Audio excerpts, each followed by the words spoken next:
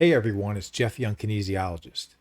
A lot of people, including sports medicine and fitness professionals, are of the view that squats need to be individualized based on limb and torso length, hip structure, and both hip and ankle mobility.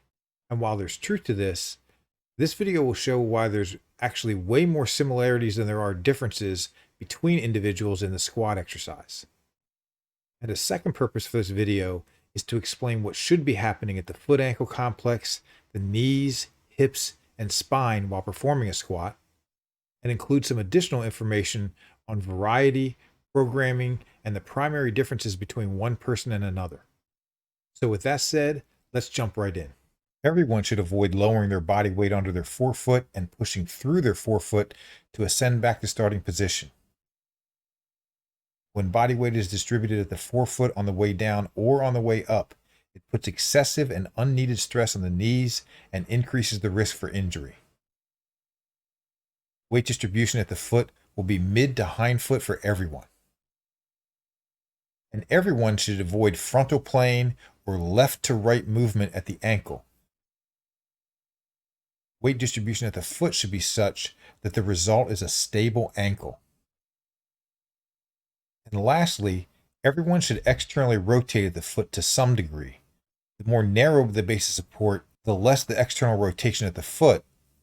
And as the base of support widens, there should be a corresponding increase in external rotation at the foot. The knees should not remain in the sagittal plane in a squat, or in other words, they shouldn't move straight forward in space. Instead, the knees should be pushed out to the side to create space for the pelvis to drop, which will allow the squatter to descend deeper into the squat before experiencing the dreaded butt wink, which is when the pelvis or lumbar spine begins to flex or tuck under.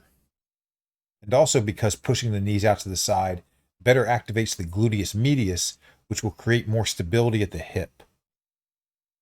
Although the knee should be pushed out, there should be no left to right movement at the knees or thighs during the course of the movement. In space, the knee should be pushed to the side, yet act as a stable hinge. A squat is a push the butt back and the knees out exercise. This applies to everyone. Whether you break at the knees and hips simultaneously or hinge at the hips first with the knees immediately following can be up for debate, but it's not that big of a deal for general fitness. It's more important to know that the more you sit down into a squat, like what an Olympic lifter does, there's an increased emphasis on quadricep or thigh involvement. And the further you push your butt back in space, like what a power lifter does, the more hip dominant it will be. Optimally, everyone should squat to their maximum depth, which is defined by that threshold where if they went any deeper, a posterior pelvic tilt or that butt wink I mentioned previously will occur. This will differ from person to person based mostly on hip and ankle mobility or the type of squat, such as the Olympic version versus the powerlifter version. The less hip and or ankle mobility a person has, the sooner the butt wink will occur, which limits their depth, and butt wink will occur sooner in the powerlifter or low bar version of a squat as compared with the Olympic lifter or high bar version. But everyone should be descending to a point where they are greater than a 60-degree angle with the knee, because from 0 to 60 degrees is when there is the most stress on the knees. And really all this means is that you want to go deeper than a quarter squat. And another thing it means is that everyone should aspire to descend to at least 90 degrees, which again means that the thighs will be somewhere around parallel to the ground at the bottom of the squat. If a lack of mobility hinders this, they can work on hip and or ankle mobility and progress to that depth over the course of time.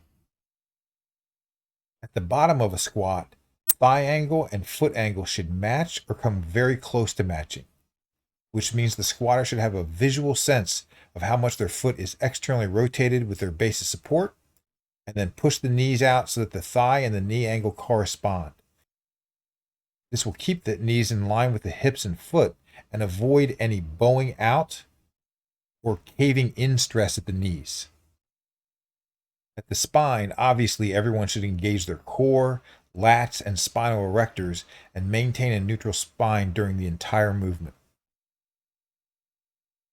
On the subject of forward lean, the primary thing the body cares about in a squat is maintaining its balance, and it does this by keeping the center of mass over the base of support, which is approximately the center of the foot.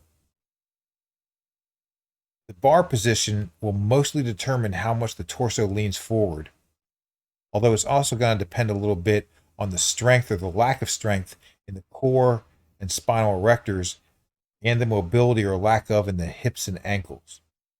And what I mean by that is that if there's too much of a forward lean, it could be a problem with weakness of the back muscles or a lack of mobility in the hips and or ankle.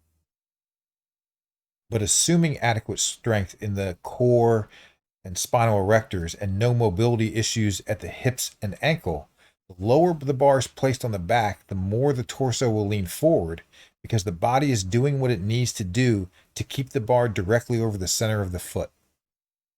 With tempo, everyone should descend or lower with control and ascend or lift with velocity. How much they want to control on the descent can vary, but on the ascent, in most cases, the lifter should drive their feet into the ground and ascend with velocity or the intent of velocity. As fatigue during the set accumulates and increases, focus should increase along with it, regards to the intent of ascending with velocity. For general fitness, everyone should squat across a spectrum of repetition ranges, preferably in a periodized manner, spending most or all of their time in the 6 to 15 or the 4 to 12 repetition range, with corresponding changes in loads and rest periods between sets. So in other words, the lower the rep range, the higher the load should be, and in most cases, the rest period between sets should increase slightly as well as the load increases. Everyone should progress to a point where the load they choose for each working set takes them to within 1 or about 3 repetitions shy of muscle failure. There will be some exceptions with special populations and medical fitness, but even then the exceptions are few and far between, and the person should still be able to come within about 4 or 5 repetitions shy of muscle failure. And then when it comes to the differences from person to person, the primary differences will be how deep they can descend, which are mainly because of differences in limb length and hip and ankle mobility. How wide they go with their base of support can also differ, primarily because of personal preference and what they feel most comfortable with. How far their knee may travel in space may differ based on limb length and the type of squat, but as long as the weight distribution never moves to the forefoot, this really isn't an issue. And lastly, forward lean may vary based on limb length, hip and ankle mobility, and where the bar is placed on the back. But as long as the person has adequate glute, core, and spinal erector strength, and no known low back issues, and they keep their forward lean from going beyond approximately 30 degrees, this isn't a problem. So in conclusion, this video wasn't meant to cover every aspect of the squat for every person in every type of situation. I created it to show that while it's true you need to individualize the squat from person to person, there are way more similarities than there are differences.